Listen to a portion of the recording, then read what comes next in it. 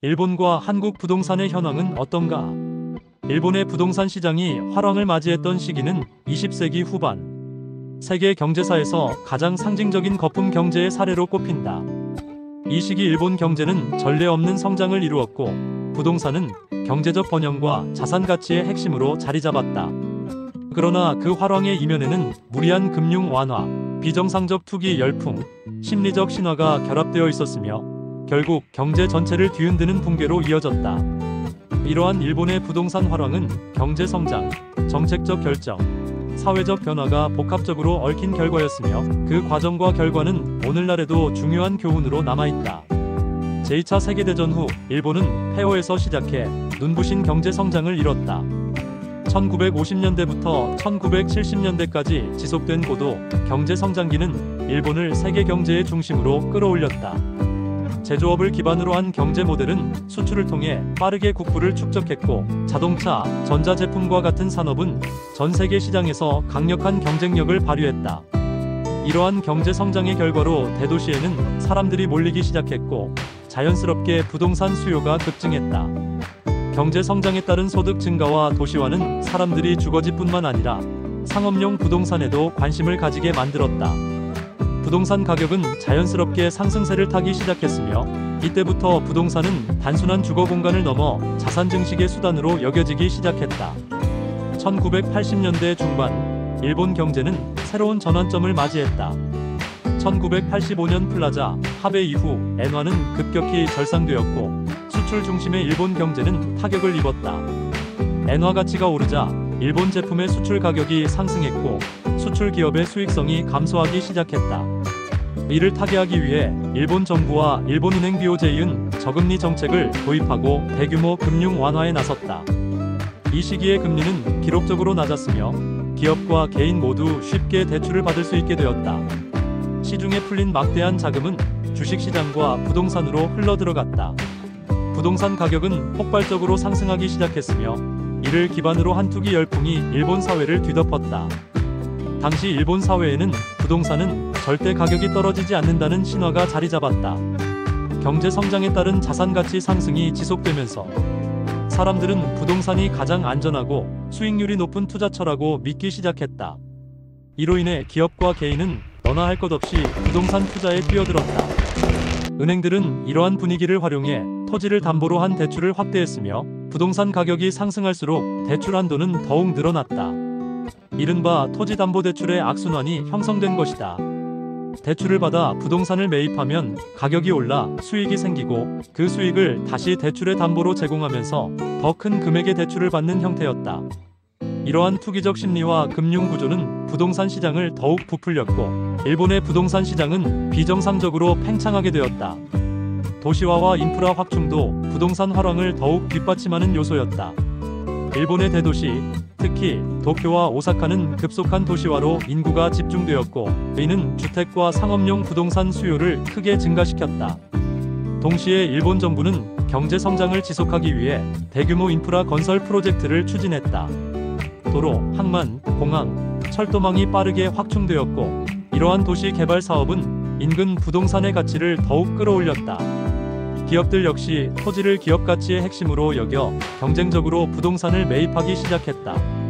당시 기업들은 토지를 많이 보유하는 것이 곧 기업의 자산 가치를 높이는 지름길이라고 믿었으며, 이는 기업 간 부동산 매입 경쟁을 유발해 부동산 가격 상승에 기름을 부었다.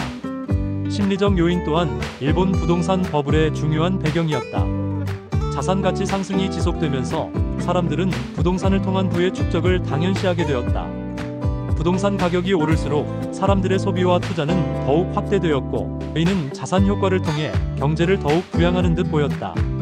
사람들은 부동산을 보유하는 것만으로도 자신이 부유해졌다고 느꼈으며, 추가적인 대출을 받아 더욱 큰 부동산에 투자하는 경우가 빈번해졌다. 이러한 심리적 기대와 투자 열풍은 일본 경제를 거대한 거품 경제로 변모시켰다. 결국 1980년대 말 일본의 부동산 시장은 비정상적인 수준에 도달하게 되었다. 부동산 가격은 실물 경제의 생산성과는 괴리된 수준으로 상승했으며, 이는 지속 불가능한 형태의 거품이었다. 일본 정부와 일본은행은 부동산 시장 과열을 진정시키기 위해 금리 인상과 금융 규제를 강화하기 시작했다. 그러나 이는 곧 부동산 시장의 급격한 하락으로 이어졌다. 자산 가치가 붕괴되면서 대출을 통해 부동산에 투자했던 기업과 개인들은 막대한 손실을 입었고, 금융권 역시 대규모 부실 채권에 시달리게 되었다. 일본 경제는 1990년대 초부터 장기 불황에 빠졌으며, 이 시기는 잃어버린 10년 혹은 그 이상으로 불리게 되었다. 결론적으로 일본의 부동산 활황은 경제 성장, 금융 완화, 투기적 심리, 도시화와 인프라 확충이 복합적으로 작용하면서 형성되었다. 그러나 이러한 성장은 비정상적으로 팽창된 거품이었으며, 그 붕괴는 일본 경제 전반에 걸쳐 심각한 충격을 남겼다. 일본의 사례는 부동산 시장의 과열과 투기의 위험성, 그리고 금융 시스템의 건전성 유지가 얼마나 중요한지를 보여주는 중요한 교훈이 되고 있다. 일본의 부동산 시장은 현재 대도시와 시골 간의 극명한 양극화 현상을 보이고 있다. 20세기 후반 일본이 겪었던 부동산 버블 붕괴와 그 이후의 경제적 장기 침체는 일본의 부동산 구조를 크게 변화시켰고, 현재의 모습으로 이어졌다. 대도시에서는 경제 회복과 재개발, 외국인 투자 등으로 인해 부동산 시장이 활발하게 유지되고 있는 반면, 시골 지역은 심각한 인구 감소와 경제 침체로 인해 부동산 가치가 지속적으로 하락하고 있다. 이러한 양극화의 배경에는 일본의 도시 집중화, 산업 구조 변화, 그리고 사회적 문제인 저출산 고령화가 복합적으로 작용하고 있다. 대도시 부동산 시장은 특히 도쿄, 오사카, 나고야와 같은 일본의 주요 경제 중심지를 중심으로 활발한 움직임을 보이고 있다. 도쿄는 여전히 일본 경제의 심장부로서 국내외 기업의 본사가 집중되어 있으며, 수많은 사람들이 일자리와 교육의 기회를 찾아 몰려들고 있다. 도쿄의 부동산 시장은 수요와 공급의 균형이 맞지 않아 집값이 비싸지만 시장 자체는 매우 안정적이다. 특히 도쿄 도심의 부동산은 주거용뿐만 아니라 상업용 건물의 가치도 꾸준히 상승하고 있다. 롯본기, 신주쿠, 긴자와 같은 번화가의 상업용 빌딩은 외국인 투자자들의 주요 투자처로 꼽히며, 엔화 약세와 일본의 낮은 금리 덕분에 해외 자본이 지속적으로 유입되고 있다. 오사카와 나고야 또한 일본의 핵심 경제 도시로서 성장세를 유지하고 있다. 오사카는 특히 서일본의 경제 허브로서 기업 활동이 활발하며 대규모 재개발 프로젝트가 진행 중이다. 우메다와 난바 지역은 도시 정비를 통해 현대적인 쇼핑몰, 오피스 빌딩, 고급 아파트 단지로 변모하고 있다. 나고야 역시 자동차 산업과 제조업의 중심지로 경제적 기반이 탄탄하고, 도시 인프라의 확충과 함께 부동산 시장이 안정적으로 유지되고 있다. 이러한 대도시에서는 최근 들어 소형 아파트, 고층 주상복합 건물, 공유 오피스와 같은 새로운 형태의 부동산이 각광받고 있다. 이는 도심에 집중된 인구가 한정된 공간을 보다 효율적으로 활용하려는 움직임의 결과이다. 도시 재개발과 인프라 확충도 대도시 부동산 시장의 활력을 뒷받침하는 중요한 요소다.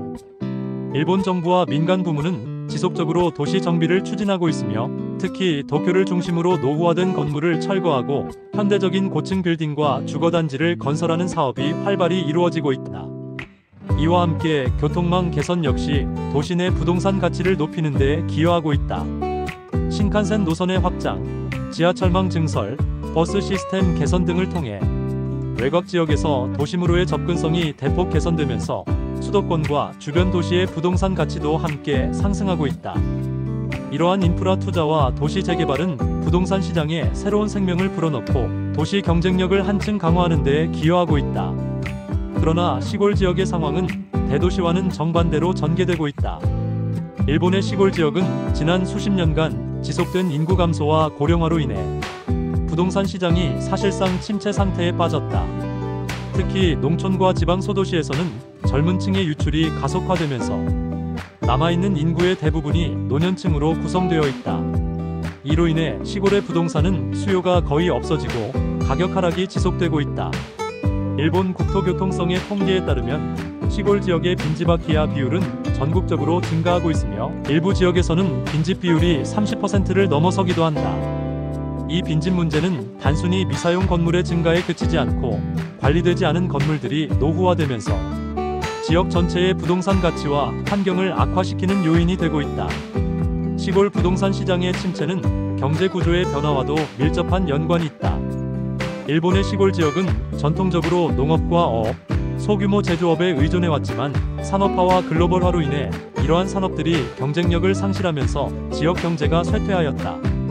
일자리 부족은 젊은이들이 대도시로 떠나는 주요 원인이 되었고, 결과적으로 시골의 인구는 줄어들고 노령화만 가속화되었다. 경제 침체로 인해 시골 지역의 주택과 토지는 실질적인 가치가 거의 없으며, 심지어 무료로 제공해도 거주할 사람이 없는 경우도 흔하다. 일본 정부는 이러한 시골 지역의 문제를 해결하기 위해 여러 정책을 추진하고 있다. 대표적인 예로 빈집은행이라는 시스템이 있다. 이 시스템은 시골의 빈집을 온라인 플랫폼에 등록해 저렴한 가격으로 판매하거나 임대할 수 있도록 지원하는 프로그램이다. 또한 지방 재생 프로젝트를 통해 시골 지역에 새로운 경제적 활력을 불어넣으려는 시도도 이루어지고 있다. 예를 들어 시골로 이주하는 사람들에게는 다양한 형태의 보조금과 세제 혜택을 제공하며, 기업이 지방으로 본사를 이전하는 경우에도 지원금을 지급한다. 그러나 이러한 정책에도 불구하고 시골 지역의 부동산 시장이 회복되기에는 여전히 한계가 많다.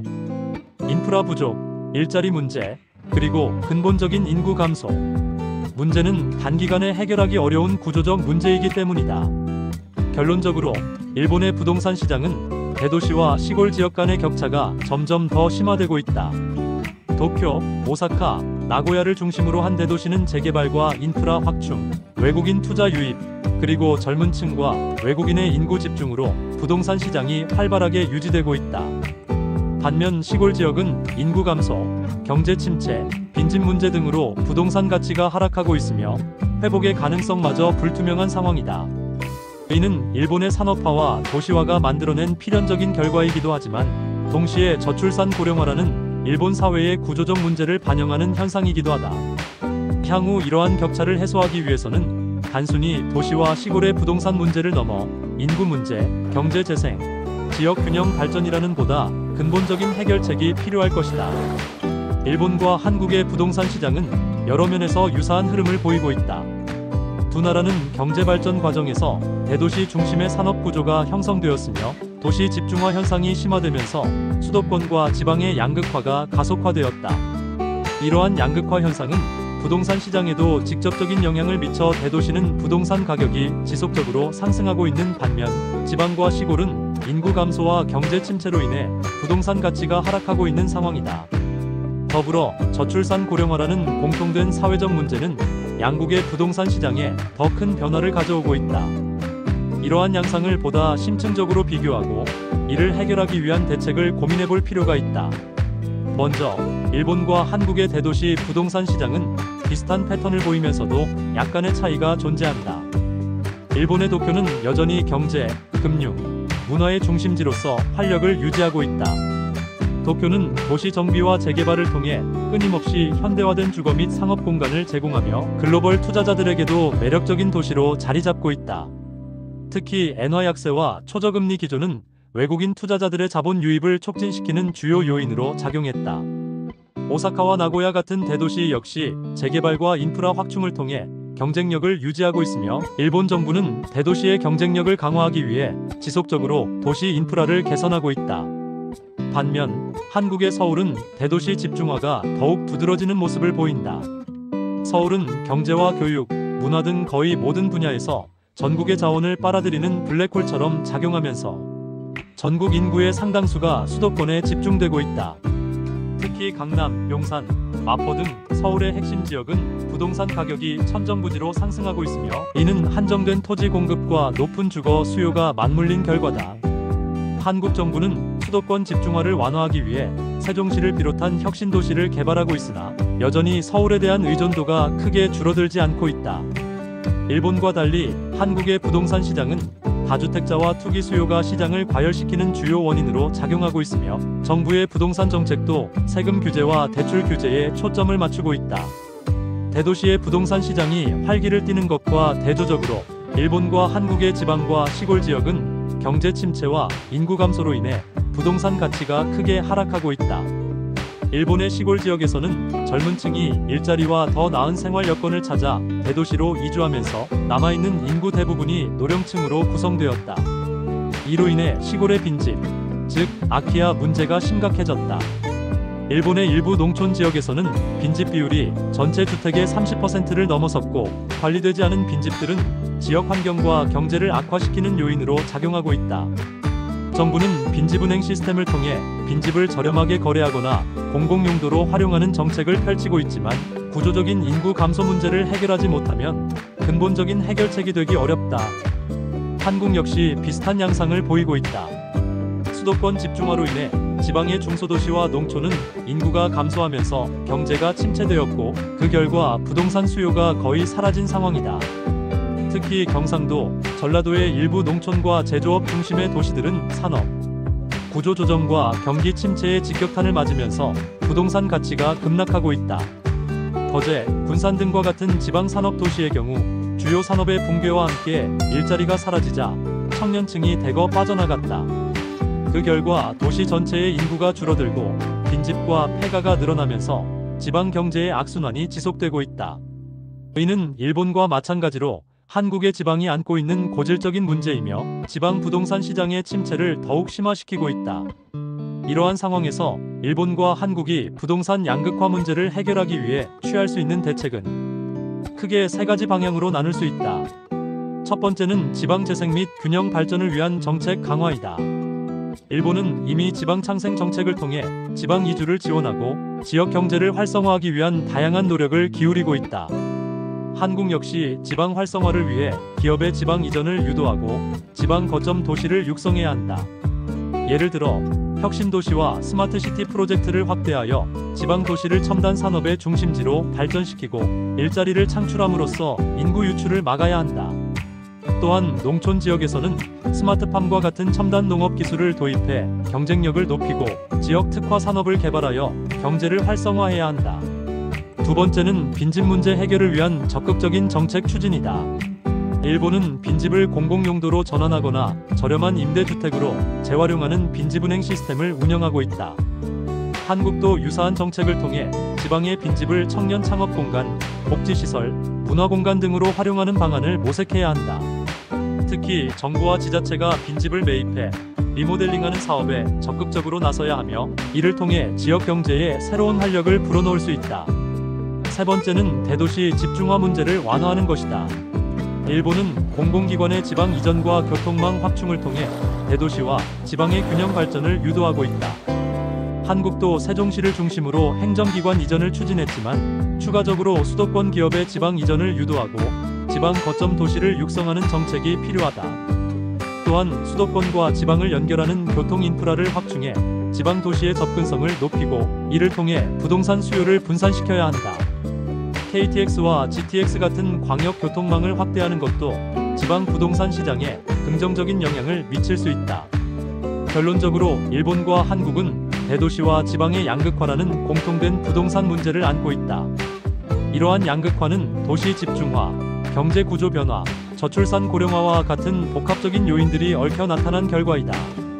이를 해결하기 위해서는 단순한 부동산 규제나 재개발 정책을 넘어 지방 경제 활성화와 균형 발전을 위한 종합적인 접근이 필요하다. 지방에 새로운 일자리와 인프라를 창출하고 대도시의 과밀화를 해소하는 것이 양국 부동산 시장의 지속 가능성을 높이는 핵심 대책이 될 것이다. 정부와 민간이 협력하여 장기적인 비전을 가지고 정책을 추진해야만 이러한 구조적 문제를 해결할 수 있을 것이다. 구독과 좋아요는 좋은 일만 생깁니다. 히읗 히읗 히읗.